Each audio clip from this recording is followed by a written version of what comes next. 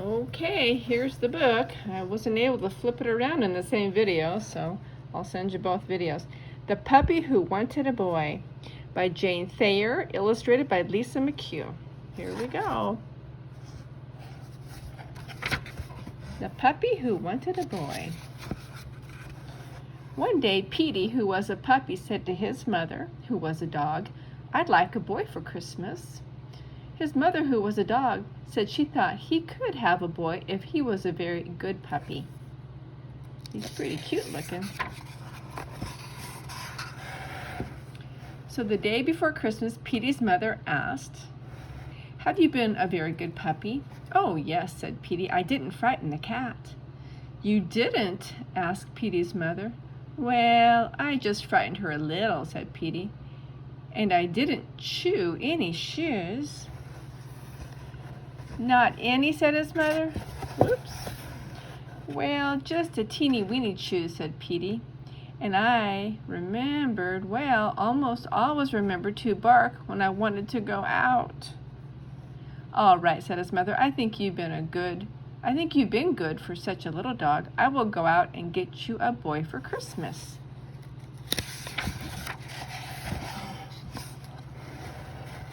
But when Petey's mother came back, she looked very worried. "How would you like a soft white rabbit with pink ears for Christmas?"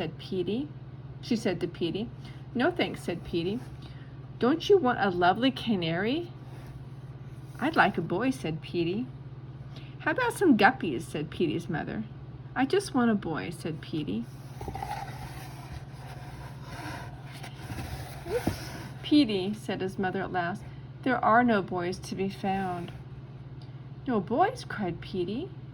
"Not one could I find. There are terribly short of boys this year." Petey thought he couldn't stand it if he didn't have a boy.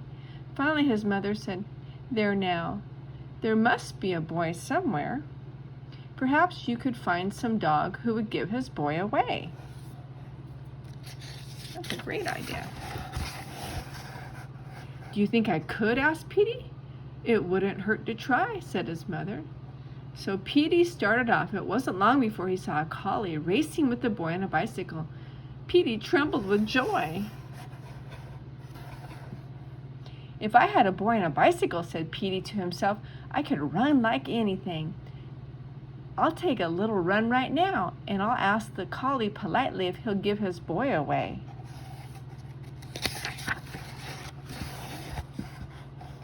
So Petey leaped after the bicycle. He called out to the collie, "Excuse me, do you want to give your boy away?" But the collie said no, he definitely didn't, in a dreadful tone of voice. Petey sat down. He watched the collie and his boy on a bicycle until they were out of sight. "I really didn't want a boy on a bicycle anyway," said Petey.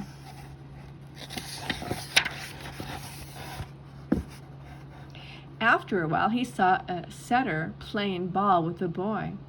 Petey was delighted. See, that's a setter. It's called an Irish setter. They have long, pretty hair. Okay, Petey was delighted. "If I had a boy to play ball with," said Petey, "I'd catch the ball smack in my mouth. I'd like to catch the ball now." But he remembered how cross the collie had been, so he sat down on the sidewalk and called out politely, "Excuse me, do you want to give your boy away?" But the setter said no, he definitely didn't, in a terrifying tone of voice. "Oh, well," said Petey, trotting off, "I don't think playing ball is so much fun." I don't know, that looks pretty fun to me, especially in the snow.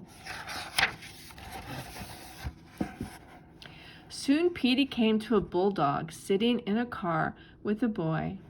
Petey was pleased, for he was getting a little tired from so much walking. "If I had a boy in a car," said Petey, "I'd laugh at walking dogs. I'd like a ride right now." So he called out loudly, but very politely, "Excuse me, do you want to give your boy away?" But the bulldog said no, he definitely didn't, and he growled in Petey's face. "Ooh, boy, that's a mean-looking dog. Oof." And that boy's hanging on to his dog. He's not going to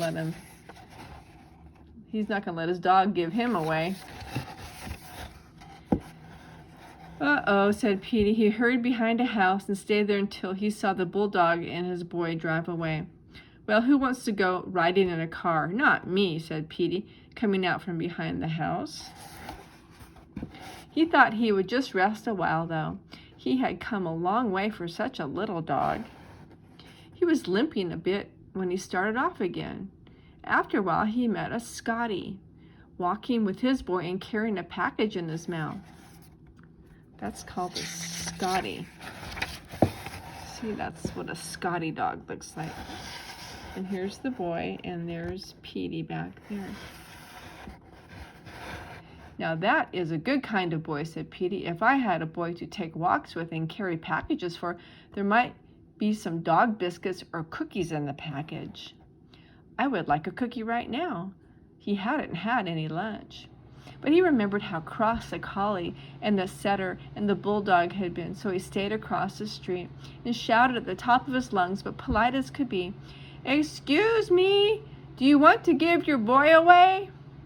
The Scotty had his mouth full with the package, but he managed to say no. He definitely didn't, and he showed his sharp teeth to Petey. Boy, these dogs don't want to give their boys away, do they? So Petey came to a building, and the sign in front of the building says, "Home for Boys." I guess that wasn't the kind of boy I wanted either, said poor Petey, but my goodness, where can I find a boy? Well, Petey trotted on, but he couldn't find a single dog who would give his boy away. Petey's ears began to droop. His tail grew limp. His little legs were very tired.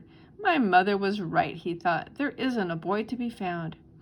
Just as it was getting dark, he came to a large building on the very edge of town. Petey was walking by slowly when he saw a sign, and the sign said, "Home for Boys," just like it says there. Home for Boys. "Maybe I can find a boy here," said Petey to himself. These boys have no parents and no dog to take care of them either. He padded slowly up the walk of the home. He was so tired he could barely lift his little paws. He looks pretty tired. Then Petey stopped. He listened. He could hear music. He looked through the window. He saw a lighted Christmas tree and children singing carols. Look at that. Children singing carols are children singing Christmas songs.